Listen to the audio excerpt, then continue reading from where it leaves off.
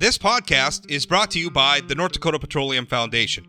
From heating our homes and powering our vehicles to cell phones, clothing, and medical equipment, oil and natural gas makes everyday life better.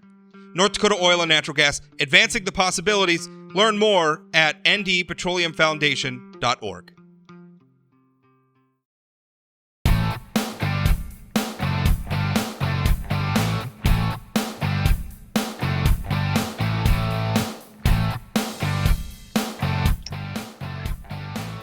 Welcome to Plain Talk Live. I'm your host, Rob Port. We're going to be talking about academic freedom. Now, earlier this year, the North Dakota Legislature passed a bill which essentially it disallowed North Dakota institutions from partnering with organizations that promote abortion. It was a very long debate during the legislative session. The bill was Senate Bill 2030, and what the bill, as I said, it dealt with organizations that prohibit or advocate for abortion. A lot of our friends in higher education felt like this was an affront to First Amendment rights, an affront to academic freedom. They saw it as undue influence from politicians on the academic mission of our state's institutions of higher education. Joining me to talk about that is someone who works at one of our institutions of higher education, political science professor Dr. Bo Wood. I've written a few things about this, and I'll be honest. It was not a bill that I really had a lot of strong feelings about. I guess insofar as in and of itself, the backstory here I think is worth explaining. At North Dakota State University for some time now, they've had a research program going on looking into not even abortion specifically. It was looking into birth control, sex education, that realm of academic inquiry. But their partner was very much an advocate of abortion. Planned Parenthood, probably one of the most visible organizations in the debate over abortion in the country. Also a very political, very active in partisan politics as well. So, we live in a deeply Republican state, and I think that rubbed some politicians the wrong way. And they don't, but the legislation is not about Planned Parenthood specifically. The legislation is about abortion. So that's where we're at. And now it seems that the North Dakota University system may be positioning itself for some sort of a legal challenge to the law. I think at this point they've requested an Attorney General's opinion about its legality. Whether or not the Attorney General will weigh in on that, I don't know. He has some discretion about whether or not he'll do that. Sometimes he doesn't. I know in times past. I guess we'll see what comes of that. But Dr. Wood, I guess first question to you is, how does this restrict academic freedom? Well, okay. I think that just as a general, one of the things that we should start with is that do we want elected officials? The article that I read, you sort of pitched it as the idea that, well, the taxpayers are paying the money for this, so the university system belongs to taxpayers, therefore they should get a say in how their money is spent. And that's, of everything that was in the article, that's the thing that I had personally the biggest challenge with, is that I think that it is worth reiterating that the purpose of a system of higher education is to promote knowledge, to promote learning, and to promote learning across all categories. And that anytime a politically elected body gets involved, and the motivations for anybody that's an elected politician are very different from the motivations that are somebody who is in an academic study. And so I get worried anytime somebody whose primary motivation is to be reelected and to come off looking good to their voters, anytime that they step in and undermine the whole idea that this is the place that we have selected as a society for ideas to be explored. And I don't care really what it is. In this case, it's abortion, but it could be, it could be guns. It could be any number of things. It could be cloning. It could be any number of things that somebody finds objectionable. And so I guess the first objection I have is political influence on system of higher education just in general. So do you want to engage with that? Well, yeah, let's start there, because I will tell you what one thing that, and again, this bill was like far from my top priority of the legislative session.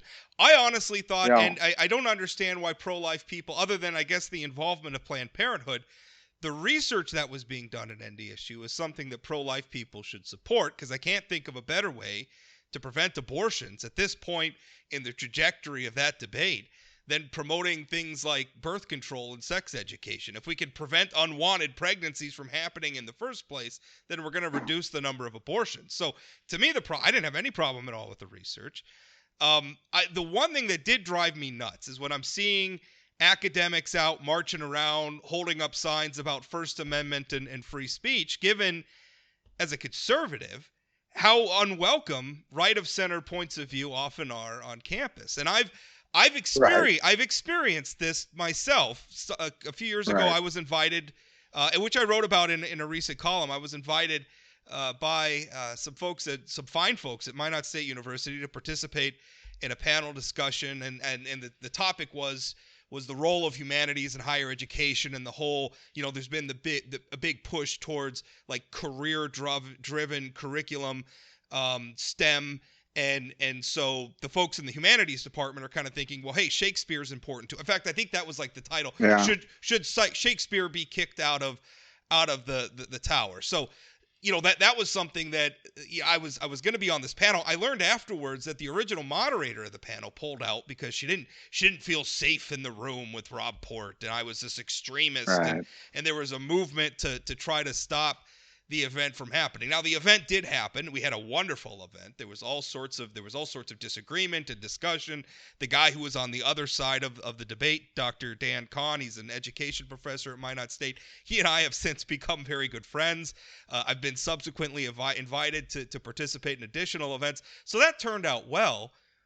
But it's one thing that says, oh, well, politics has no place in academia, where we're all sitting here saying politics is all over academia. What the hell are you guys talking about? Okay, but there's two different things going on here. I mean, on one hand, I'm not going to defend that particular woman's decision, right? I don't think that was appropriate. And I would say that if the goal is to promote the free exchange of ideas on campus, if that's the place where people should be free to understand and explore, then the fact that you were treated poorly when you were on the panel, the response to that, the appropriate response to that is not, well, we need to curtail something that's on the other side. We need to stick it to the libs just as bad, right? I mean, what happened to you was inappropriate, and we should say that, because that really and it wasn't, shouldn't happen. Yeah, and I'm not promoting a tit for tat thing. What I'm saying is this idea that like academia is this pure institution and lily white, and please don't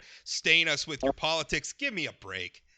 No, I'm not going to say that. Okay, but then the other distinction that I would make is that I think, in one case you're talking about an invitation to come and speak on campus, and I would be troubled anytime anybody of any political leaning is not treated fairly and not given an opportunity to come and express their views on campus.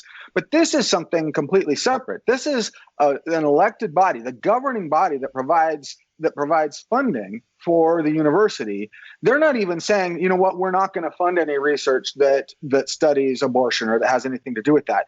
They're saying you can't get grant funding. You can't get independent funding. We're going to prohibit you from soliciting funding from an organization that we don't like. And it doesn't matter what your research is about. It doesn't matter whether the result of it is good or bad. We are saying that organization, because that organization does some things that we don't like, that regardless of what your goal is or what anything else is happening, we're precluding you from doing that. That to me is way over the top. So is the fact that Planned Parenthood is a divisive organization. Sure. And that's not a divisive organization. I'll use an organization that I happen to agree with. The NRA is a divisive organization, and organizations like that have also, I think, in a lot of ways, transcended their original missions too. I mean, Planned Parenthood and the NRA have become these sort of, I don't know what a good word for it is. Kind of a Swiss like Army archetypes. knife. I mean, yeah, it's the NRA's not promoting gun rights in a bipartisan fashion anymore. They're just promoting Republicans because Republicans support gun rights. Sure. The same with. But that is a perfect example, though. If some colleague of mine, or if let's say that I wanted to research gun policy, that I wanted to research whether or not some of the efforts that schools have taken since Sandy Hook, to make their campuses safer, and I want to understand that better. And let's say that I apply for and get funding from the National Rifle Association. Is that bad?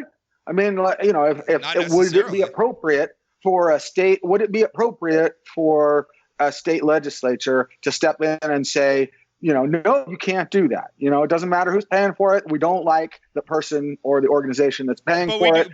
Therefore, we're going to prohibit it. We do see that. In fact, in activism that happens from other academics when, for instance, the energy industry funds research into climate change or emissions or what have you. It is common practice for academics to dismiss those findings because they're funded by an organization that they don't necessarily like. But nobody's prohibiting them from doing it. I mean, the EERC gets all kinds of funding. They have a ton of contracts that are funded by energy companies. And yeah, you might be suspicious of the findings because you might think it's biased and you might read it with a grain of salt. But that's, to me, stops well short of a legislative body prohibiting you from doing that research because of it. Well, we should be clear that there is no prohibition anywhere in this law on doing really any sort of research. Where it's saying is that you can do the research, but you can't accept funding from groups that promote abortion. So that's I think that's an important distinction. So the EERC, if we were in a liberal state, let's say, and the EERC wants to do research, and there's I don't know, Exxon is interested in having more research done on carbon capture. The Lignite Energy Council or something like that. Sure. Is that, well, I even go farther. I mean, say it's somebody like Exxon or somebody that has an actual, profit motive. Is it going to be appropriate for an external political body to say, you can do the research fine, but these people can't pay for it? Yeah, I don't know. I don't know the answer to that. And again, I really struggle with this because on one hand, I feel like I feel like everybody's just trying to provoke everybody else, and we're justifying one provocation by pointing to other provocations, and then where it leads us is a place where we struggle to do the sort of things that you and I are talking about. If I wanted to study one thing that I think liberals and conservatives could find common ground on when it comes to, like, say, the gun issue is when it comes to promoting gun safety, right? We could prevent a lot of accidental deaths, I think, if we promoted more gun safety. I got gun safety training at Minot High School back when I was in high school, and I think a lot of people see that as being provocative, or maybe it promotes guns. But listen, guns exist in our society. I think it probably behooves everybody, whether you want to use guns or not, to at least understand the basics about how they work and how they can be safely handled. And if we wanted to do research into that, the NRA, which, by the way, has trains people who train other people in gun safety, might be a fine organization to partner with. So, they have the whole Eddie the Eagle thing. Yeah, and so in a way, I don't really want to go down this road of saying, well, you can work with them, you can't work with them. It's just, boy, Planned Parenthood's a provocative organization, but then again, so is the NRA. So I mean, it's a tough thing. Well, and I will say that, I do agree with you that I don't think this is an academic freedom issue. I think that the people who are upset about this are maybe not framing it in exactly the right way, because there's really, academic freedom is about the freedom to be able to do the research that you want to do and be able to express the ideas that are coming out of your research. It's not really so much about the funding, and so I would not say that. I guess it seems to me that it's even bigger of a stretch to call it a free speech issue. I mean, you could say that it is hindering academic freedom. It certainly to me feels like anytime politics is directing what can and cannot be studied in the system of higher education, it is undermining. It's having a chilling effect on the topics that people will choose. I mean, we saw it. The most obvious example of this was during the communism era, when virtually anything that had anything to do with communism was really frowned upon and was actively discouraged. And I mean, I don't really like communism. I don't think you particularly like communism. But if there is a place where we want to be able to freely explore those ideas and see, is there anything positive that can come out of this that we could take from this, it should be in a university setting. And so I'm hesitant, not because I think the legislators are bad people or anything like that, but I think that their incentives are all about getting reelected and about catering to the wishes of constituents that might not have fully thought this through. But let's explore that for a minute, because you're right. Their incentive is getting reelected, but that's the cornerstone of the representative system of democracy, right? I mean, on one hand, you say, well, you're just doing that to get reelected. On the other hand, there's that whole will of the people thing, right? Where aren't they supposed to be listening to their constituents? I mean, like it or not. No, they totally should. North Dakota is a right of center state. North Dakota, I think overall, is generally a pretty pro-life state. You could fairly and I don't know. Sometimes I think we're maybe not as pro-life as some of our lawmakers think we are, given some of the past bad things we've seen put on the statewide ballot that haven't done so well.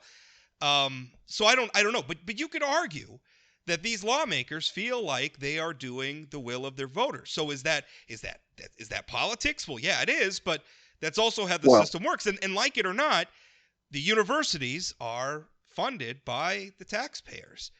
They were established. They were established by the state government. They were funded by the state government. And I know when this part when this part comes up, this is the part where people in the university system will say, well, we only get a certain percentage of our money from the taxpayers, so therefore, that's not as important. Which is funny, because the exact opposite is true when they're down in Bismarck begging for money, and any minor cut is or failure to increase spending as fast as they would like to increase spending is the end of the world. You can't have it both ways. Like it or not, these are taxpayer-funded institutions, and at what point, how much, and which I think is the part you were referring to in my column. I asked the question: how much say should the people funding the universities have in how much say should they have in what goes on there? Okay, I would liken that to the same thing as somebody that gets pulled over for speeding, saying to the cop, look, I pay your salary and I don't want this, I don't think that this is a just law, and so you can't necessarily pull me over. You can't give me a ticket for this because you're paid by my salary, you work for me. And I think, we as a society make decisions about boundaries. We make decisions of places where we, that we place certain limits, certain amount of autonomy. And educational systems are absolutely in that category. So are law enforcement. That we say, okay, these are the parameters under which you work. And that is, for the universities, it is the free expression of ideas and research and teaching, service, the education of the promotion of human knowledge and the education of our youth. When you start saying, okay, we're going to let the political branches, micromanage what is acceptable and what is not acceptable, the reason that they created that distance, that set of, that distance between those, was to preserve what I would call a greater set of values, that it's more important to the state that higher education and lower and K-12 also, we don't want, I think I would probably oppose it also if the legislature passed a law that was to say, what teachers in K-12 institutions could teach and what they could not teach, that we create independent structures for a reason, precisely because lawmakers, legislators are expected to be very responsive to the immediate desires of their constituents, not necessarily the bigger picture things that evolve over generations. So we've had actually law on the books for some time regarding the sorts of research that the universities can do. We banned research involving human cloning. That was enacted in 2003. We banned research involving human embryonic stem cells. That was enacted in 1975, and I think it was reformed again in 1989. We banned research using human fetal tissue in 1975 and 1989. They're parts of the same bill. I mean, we've done this stuff before. It's on the books, and as a matter of fact, the law that we're talking about, when it passed the legislature, it included a prohibition on working with groups that promote abortion, and then there was also a fiscal penalty attached to that. And the fiscal penalty was through the challenge grant program. And if you don't know what that is, it's essentially where the state matches dollars that the universities fund. So basically the state says, go out and raise a certain amount of money and we'll match it. And I think it's like $1 of state matching for every $2 raised. Anyway, if you violated this, you lose some of your matching funds. Governor Burgum, when he signed the bill, took out the financial penalty. So the financial penalty is gone, and all that's left. And so what a lot of the proponents of this law argue is that it's really just a clarification of state law that's been on the books for some time. That there was already a prohibition against promoting abortion. And in fact, in North Dakota Century Code, section 14-02, it says, I quote, an agency of the state may not produce, distribute, publish, disseminate, endorse, or approve materials of any type that between normal childbirth and abortion do not give preference, encouragement, and support to normal childbirth. I mean, there's a lot of these laws always on the books, and it's interesting to me that they weren't a problem until this debate. Yeah, I would have a problem with all of them. I think that every one of them is problematic, and it puts us at a disadvantage, and it should not be. Politicians should not be deciding what is researched and what is not researched at the university. If we had, I know of states, that I'm involved in UAS, in the UAS research at the university. And one of the assets that we have is that our state is very supportive of unmanned aircraft systems. There are plenty of other states where the citizens are a lot more leery and skeptical they have a lot greater privacy concerns, and they've passed a lot more aggressive restrictions on where these things can be flown and what kind of research can be done with them. And that has given us a tremendous edge in that field, because these other places are basically doing what we're doing in this line of research. So, I can respect that they've done it, but to me, I think it sends the wrong message just up and down the board, that research should follow the research questions of the researchers.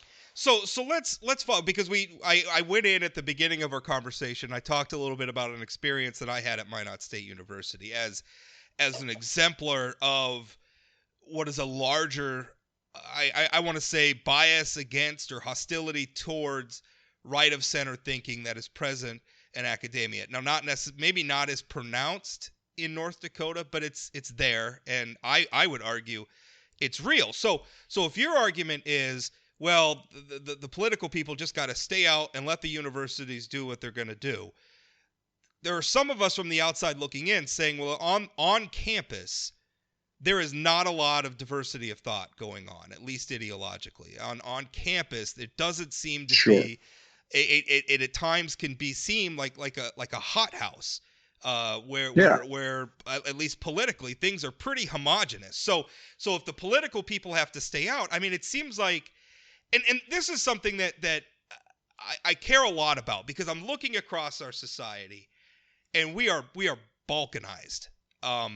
We have these enormous cultural divides that are manifesting themselves in everything from families that are torn apart because so-and-so's posting political Facebook posts that they don't like, to violent political movements on the right and the left that are causing chaos. And what frustrates me is I feel like some of our biggest institutions are contributing massively to that balkanization. Now, the industry that I work in, the news media industry, I think we have a lot of very well-meaning people who are not setting out to stick it to conservatives every day, but yet because they don't work with a lot of people who might view things from a right-of-center perspective, a lot of times when they're deciding what should be the headline, what should be the lead, which photo should we use, which quote should we use, which one should we leave on the cutting room floor,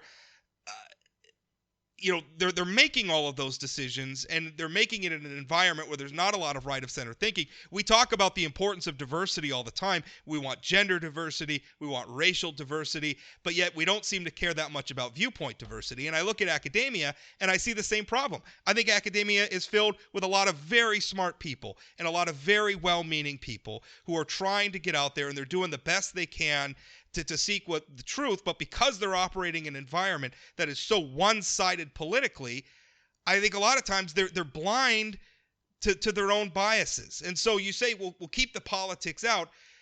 Sometimes I think some of these efforts are to say, hey, there's another point of view on this stuff that you guys are missing. And I think that's wrapped up in this. And I do not think that this bill is the best vehicle to explore that issue through. But I do see this sort of legislation as having its roots in that larger problem. Okay. Well, okay. So these are two separate problems. And if the legislature had passed or was going to pass, I mean, the government steps in when one of their key jobs is to step in if and when there's a marketplace failure, right? When there's a market failure in the marketplace. And then that works, I think, in the marketplace of ideas as well. I agree with you that academia in general tends to be too far left-leaning, that it tends to be something of an echo chamber. They absolutely could benefit from more diversity of viewpoint. And if this legislature had said, we need to step in to make sure that our children and our society is exposed to the full range of ideas that are out there. If they had passed a law that essentially required institutions to have diversity of viewpoint, to count that as one of their criteria, I would have been in support of that.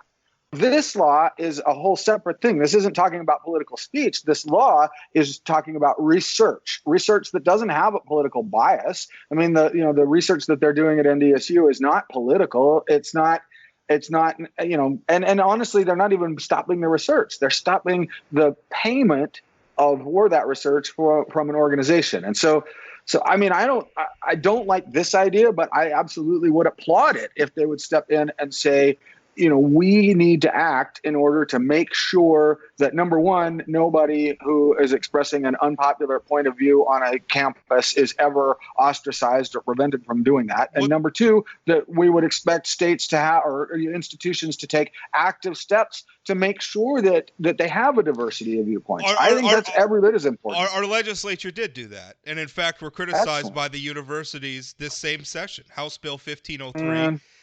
House Bill 1503 was a free speech on campus bill, essentially. And it was opposed by the North Dakota university system, who's saying that it was unnecessary, that these sorts of things don't happen. They happen. So there was a great quote from, I think, one of Chancellor Hagerot's staff, where, I mean, she just goes down and was like very hostile to House Bill 1503, which again was just saying that you can't discriminate against people, based on viewpoint. So I don't know. I mean, I don't think that I would find that much easier to support. Yeah, myself. I can support that unless there's something in the bill that I haven't read that would be a deal breaker. It seems to me like that's something that is needed. Well, it's House Bill 1503. You could go look it up.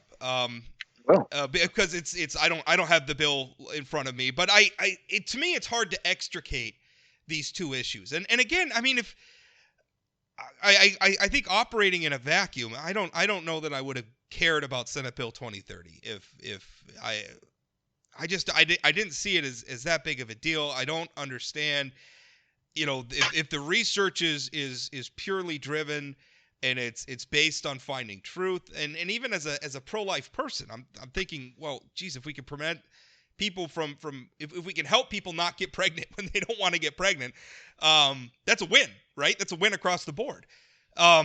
So I struggle with that, but it's hard to ignore the larger context. It's hard to ignore the environment that this is all happening in, and it's you can't put it away. It's just like it or not. I mean, I think we'd like to draw a firewall between these issues. I'm just not sure that we can. All right.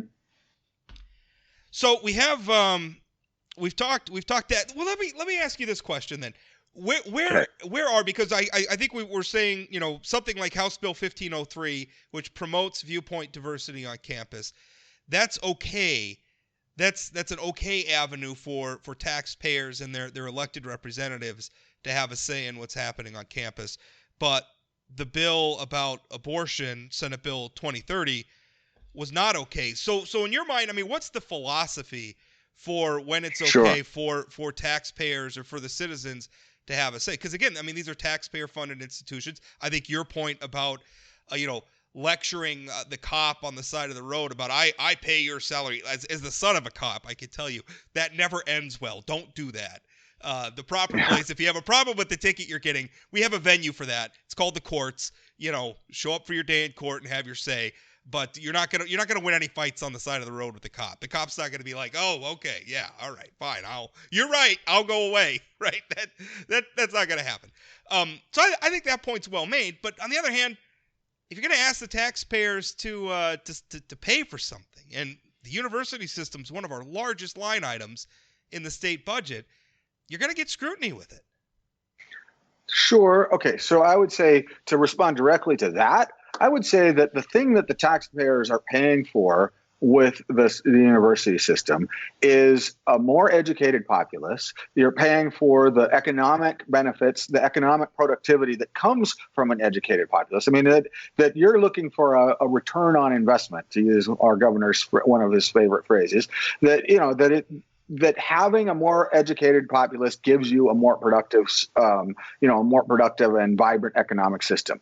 That is enough all by itself to justify, the budget. That's the rubric by which we should justify the budget. Is are they a positive economic contributor? When you start to say, okay, we like this thing and we like this thing, we don't like this thing, that's when I have a problem. That it's not their role. Once the system has been approved, once the structure has been approved, and here's what we're going to do, it's not, I would say it is not appropriate for that body to then go back in and try to designate things. Now, they can prioritize things. They certainly have done that. They said these are items that are of interest to us. We're not forcing anybody, but there's extra money here if you want to research X or Y or Z. Yeah. Well, now, because there's also like the money thing, right? I mean, tax dollars are a finite resource, at least at the state level. At the federal level, I guess it's an infinite well of money. But at the state level, we do try to live within our means. And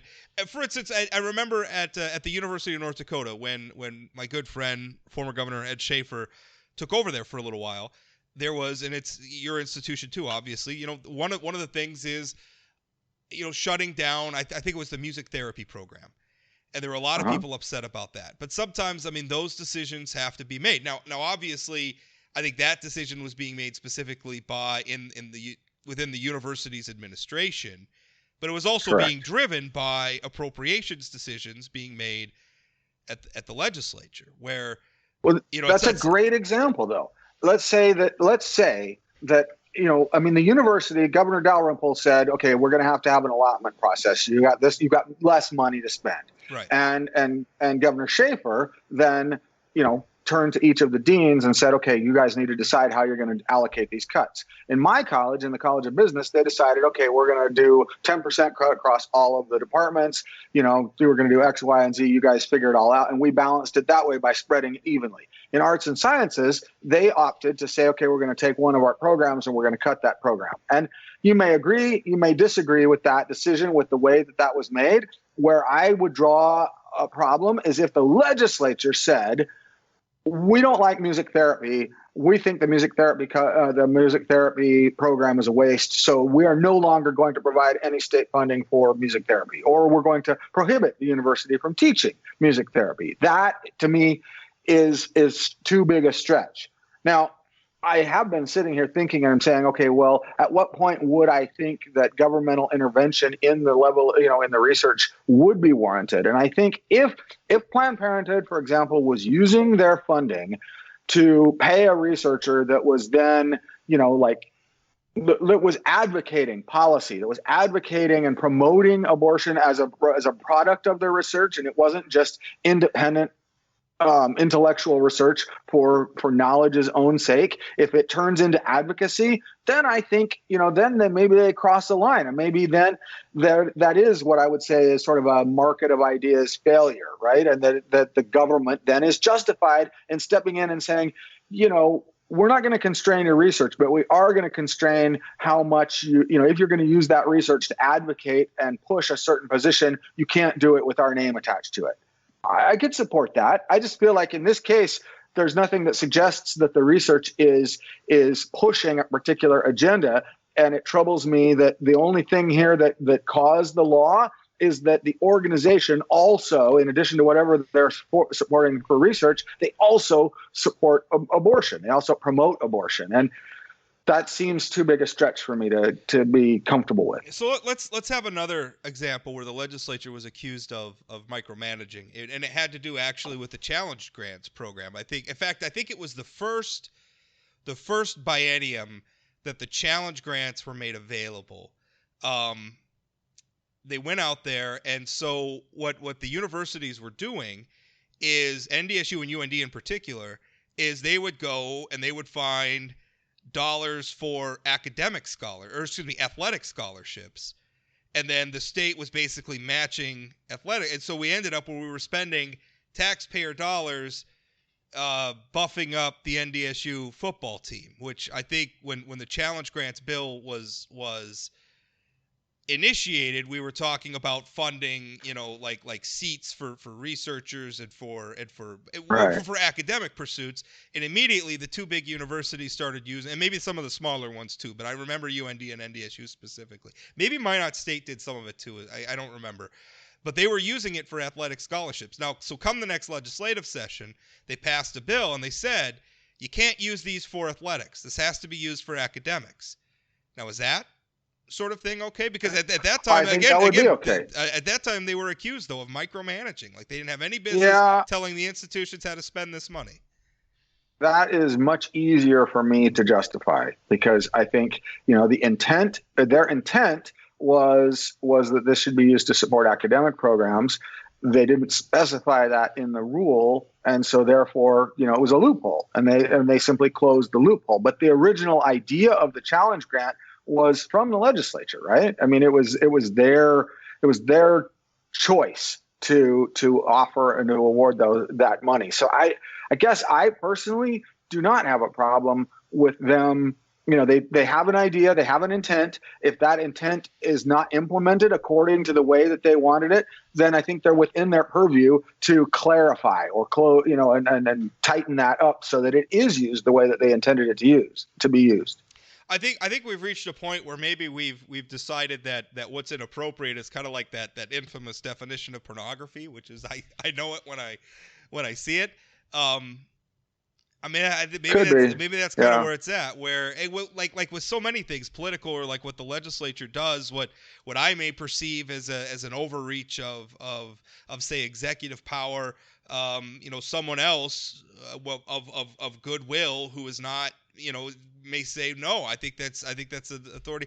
A lot of the debates we had over the executive powers that Governor Burgum wielded during the pandemic, some people thought they were appropriate and some thought they weren't. So there's not easy solutions. I will tell you, I mean, I share your goal where I want our universities to be places where of free inquiry, right? I think that's what we're served best with. Sometimes if we just give smart people resources, they produce amazing things. And I really don't want politics to enter into that. In fact, I think it's probably too involved already. It's just there's so many other factors here that we're concerned about. And as I'm looking across how important academia is to our society and how influential it is, I mean, there are a lot of ways I feel like it could be doing better, but a lot of those are a lot bigger than this specific bill.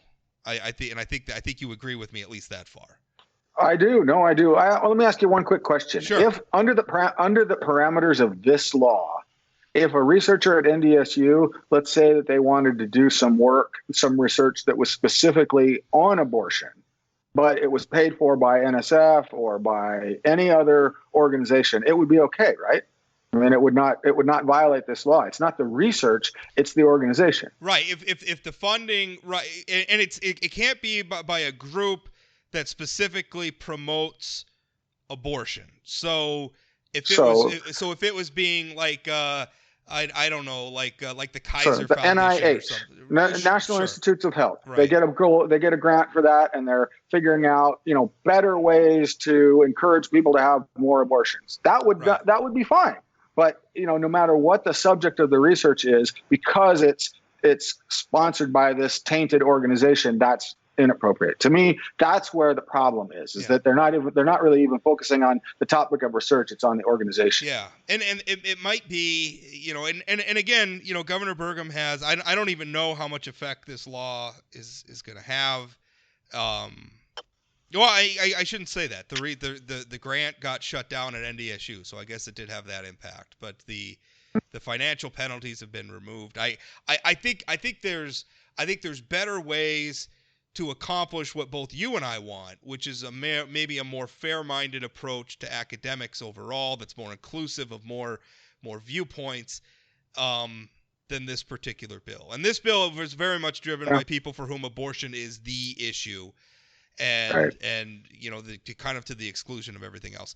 The other thing we wanted to hit on a little bit was I know since last time we talked, we had the Liz Cheney imbroglio in the in the House, the U.S. House Republican Caucus, and it's interesting because it also obviously it plays into the debate that's going on now about the January 6th commission, right? That's intended to look into the violent riot at the Capitol that was connected to a Trump rally that had happened just before.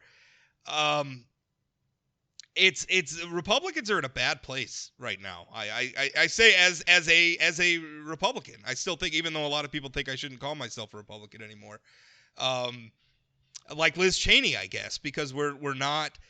I am not signing up for people who think that the election was stolen or who are promoting that. I'm not signing up for people who are just going to be loyal to a person instead of a set of ideas.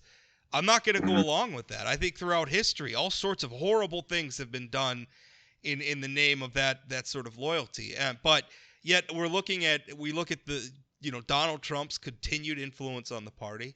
We look at the fact that someone like Liz Cheney, who's taking a principled stand on this issue, how she's treated by other Republicans, being cast out of a leadership position, censured by her own state party. She's going to be facing a Republican challenger in her next election. May not win re-election. You look at there was recently an Ipsos poll that was released that showed majorities of the Republican Party not only think that the election was stolen, they think that the January 6th riot was put on by Antifa or left-wing false flag people. These are uncomfortable truths, I think, for Republicans to have to deal with. And it seems like a lot of the elected Republicans, even who in private, I feel like dispute, and I know this because I talk with some of them. In private, I think disputed publicly are afraid of bucking that base. They're afraid of it. So Republicans are in a bad place right now.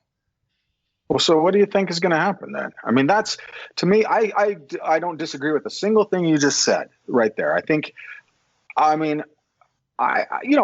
grew up, I know this is a shocker, but I grew up in Utah. Up until I went to graduate school, I was dyed-in-the-wool Republican.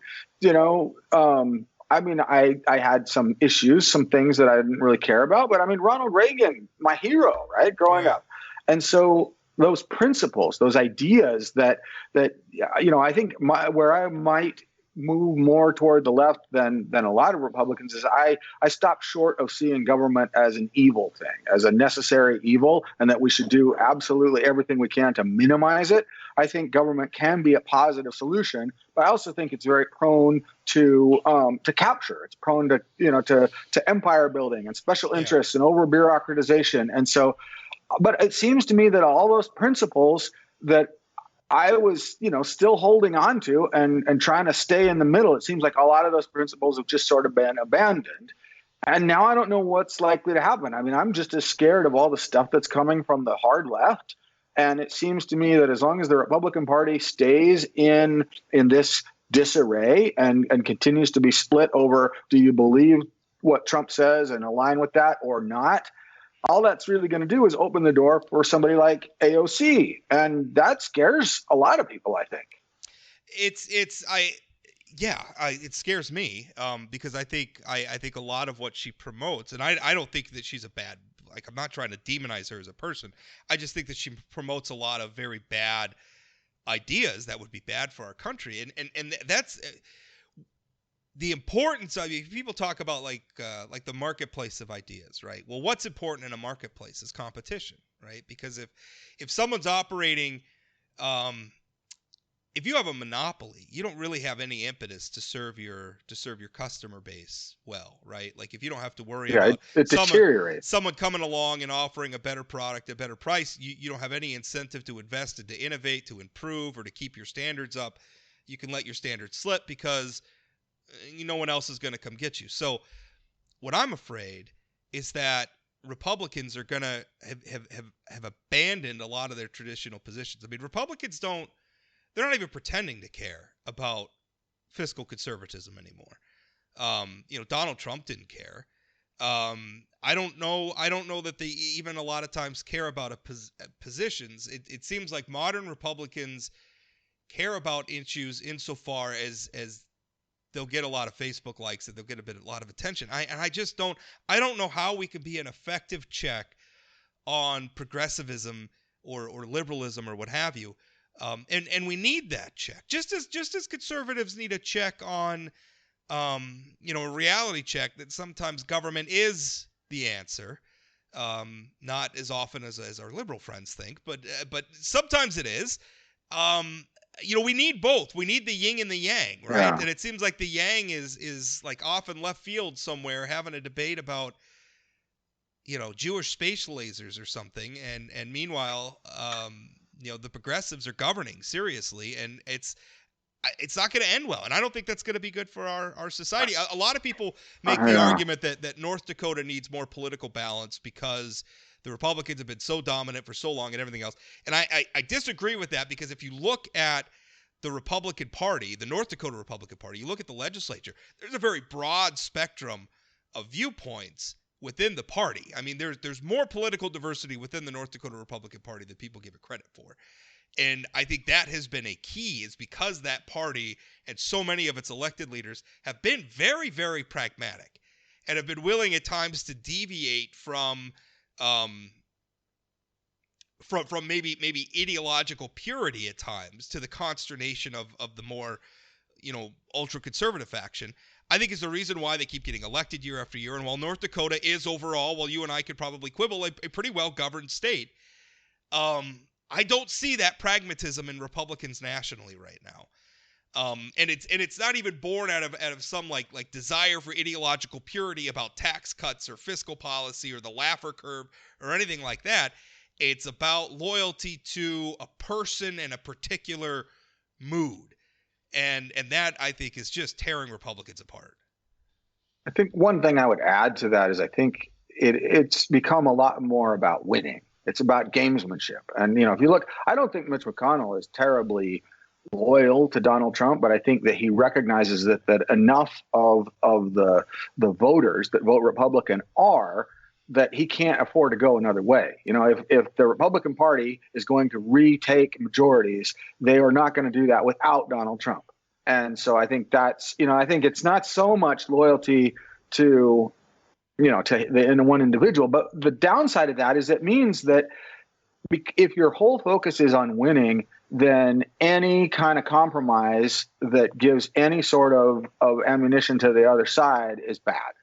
And I mean, it's frustrating to me that again McConnell has said that our whole focus is on hamstringing this administration and making sure that they accomplish very little. And I mean, I don't have his exact words, but it's a reiteration of the same thing that said, our number one goal is to make President Obama a one-term president. Well, that seems counterproductive. And not unlike the resistance that came out and was wanting to impeach or whatever. And I'm saying this as somebody who thinks Donald Trump is a repugnant human being, but saying that you're going to impeach him like 3 weeks after he was inaugurated was ridiculous. And in a lot of ways helped the very people who have become his base. Like you're becoming exactly what they're accusing you of being, and that's not a good thing. And the problem is that so much of this is not starting in Washington, D.C. It's starting at the grassroots level, right? It's starting down among the voters. Like people like Mitch McConnell can't move away from Donald Trump because they're afraid. People who know that the election was not stolen are afraid to speak about that publicly, or are afraid to even allow a commission to look into something like the January 6th riot because they're afraid of their base. And this is where I think we could come full circle back to that cultural balkanization thing that I've been talking about. If you look at the rise of conservative media, a lot of that was driven by conservatives not being welcome in traditional media. That is true. And so you create this. And I've actually written about this, where I think conservatives need to stop ghettoizing themselves, right? When we talk about the mainstream media, well, what does that say about us? If they're mainstream, what are we? Like, we're extremists? We're like down in, it's like we've got ourselves in this little ghetto over here, and it becomes this hot house, our own little hot house of ideological ideas. And publications like National Review and things like that, I think are very positive, right? There's nothing wrong with National Review. That's a very good publication. But what it's also enabled is a lot of hucksters and cranks that make a lot of money not pursuing truth, but pursuing whatever is going to get them a lot of attention and what's going to, clicks and everything else. And so now, you have entire Newsmax. You have the One America Network that is reaching millions of people and filling their minds full of nonsense. Right here in North Dakota, my good friend Scott Hennon, and maybe I'm going to get in trouble for calling him out. He's got a deal with Mike Lindell where they're promoting the idea that the election was stolen. The My Pillow guy. That's happening right in our backyard, and there's a market for it. I don't know how to fix that. Yeah, I don't either. I mean, if we did that, we'd probably go viral. We could figure out how to fix that. Yeah, no kidding. But it's been, I will tell you, since the January 6th riot happened, as a conservative commentator in this state with some level of influence, I guess. Like I've tried to sort of stake out a position on it and say that this is wrong and this stuff is not okay. And I can tell you there are a lot of Republicans who agree with me, who are also afraid to speak out because they're going to get dogpiled on social media, or they're going to get dogpiled at their local convention. I mean, look at what happened in the reorganizing, the district reorganizing, and we're gonna have a hootenanny this in June when the state party, the North Dakota Republican Party, reorganizes, because there's a faction within there that are Trump loyalists and are going to push people out. But we have Republican lawmakers who have been governing conservatively in this state for decades, who are going back to their home district conventions in Fessenden and all these little towns across the state, and they're getting censured for not wanting to make abortion a felony, and they're getting censured for voting to expel Luke Simons from the House of Representatives. This is what the Republican Party is dealing with, and I don't know the solution to that. I mean, you hope at some point it's going to flame out and we can get back to governing again, but I don't know. The part that I'm worried about, that we're not going to solve it today, but I feel like the Obama administration, love them or hate them, they didn't propose the same kind of really ambitious plans that are being proposed by this administration. I mean, the three big legislative pieces that Biden has outlined so far are huge. I mean, and they're, the price tag of those things are extraordinary. And so you kind of count on, I mean, I'm not willing to say those are terrible, awful, horrible ideas, because frankly, the same thing was said about, it was a big, bold idea when they proposed unemployment insurance. It was a big, bold idea when they proposed Social Security and Medicare and Medicaid and a lot of other things that we now find perfectly acceptable, an acceptable trade-off for the money that we spend on our taxes. I'm willing to at least entertain the idea that some of these ideas are the next step and that it's worth it and that it's good. But I need somebody in Washington, D.C. that is saying, show me the proof, show me the fiscal analysis that shows when this program will start to be solvent. And I would count on those voices coming from the Republican Party, because they're the opposition. I think it's too much to expect, Nancy Pelosi to do that. And so that troubles me, that as long as they're worried about whether or not the election was stolen, nobody's investigating at what point, whether or not the Biden proposals are really good ideas. Well, I think you could go back to the Obama administration. And while I think you're right, we're saying that we're hoping that Obama's going to fail. That's a bridge too far. But a lot of the stuff they did when we were doing the American reinvestment, or the ARA, right, the stimulus spending stuff, conservatives did a great job of pointing out all the ways in which it was being spent very stupidly. The Solyndra debacle was worth pointing out. Stuff like we're pushing electric cars right now, right? And Tesla's the big shining. And the thing is, as a gadget head, I love electric cars. I think they have a bright future. But you can't ignore the fact that Tesla, but for state laws that require Tesla's competitors to essentially subsidize it, Tesla's not a profitable company.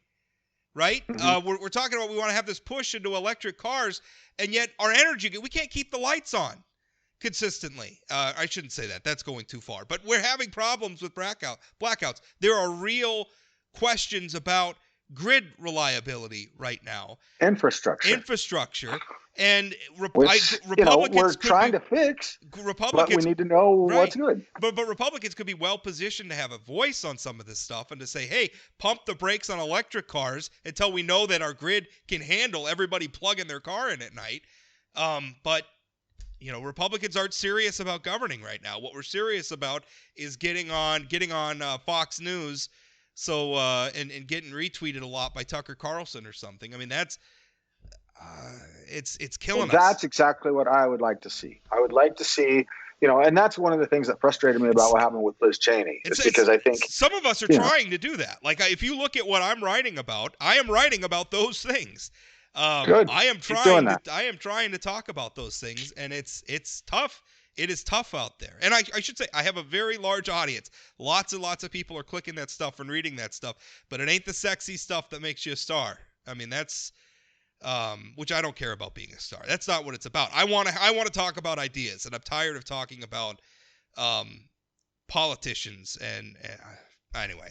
Yeah. I keep going on the same rant over and over again, but this is obviously a thing that I care very deeply about, and this is so I don't know. I think you, when we were talking about topics to talk about, you asked me, what's going to happen to the Republican Party. I don't know. I wish I did know. I guess there's always the possibility of a third party, but usually I think what happens with third parties is that if they get any traction, usually their big ideas get absorbed by one of the two big parties anyway, and then they go away. Oh, that's interesting, though, because that's absolutely true that what has happened. But what we're seeing now, and there are several organizations. There's the No Labels people. There's the the Problem Solvers Caucus that's in the Congress. There's a new one that Evan McMullin, who ran for president in 2016, he started a new thing. I can't remember what it's called. All of them tend to be coming from the Republican Party, from the Lincoln Project and the disaffected Republicans, and they're pushing ideas that were central to the Republican Party, but are unacceptable if you're in the sort of the Donald Trump wing. And that's what's fascinating to me, because you're right. Normally, new ideas come out, and as soon as they gain traction, one or the other of the two major parties absorbs them, and they lose all their traction. But in this case, I'm not sure that can happen, because those are ideas that have been a part of one of the two major parties, and they have been kind of abandoned, or they've been pushed to the side. And I think what's keeping the Trump stuff alive is Republicans are still having just enough success to where they haven't really had that electoral. Donald Trump didn't get reelected, obviously, but they haven't had. You can't ignore the fact that although Donald Trump didn't get elected, Republicans gained ground in the House. Lots of down ballot measures. And so there's gonna have to be. I think there's going to have to be some sort of an election catastrophe for Republicans to get them to say this is not the way. And maybe that won't happen. I mean, maybe. I mean, we're always hoping that the voters will do the right thing, but in this age, I don't know. Maybe they won't. And maybe I just realized I may have moved on to where I'm advocating for a return to monarchy. Maybe I don't know. Maybe this whole will of the people thing isn't working out. I don't know. I'm kidding. I'm not there, but. We'll have to save that for another day. We'll have to save that for another day. Bo, it's always a great discussion with you. I appreciate your time so much. Thank you. Thank you for inviting me.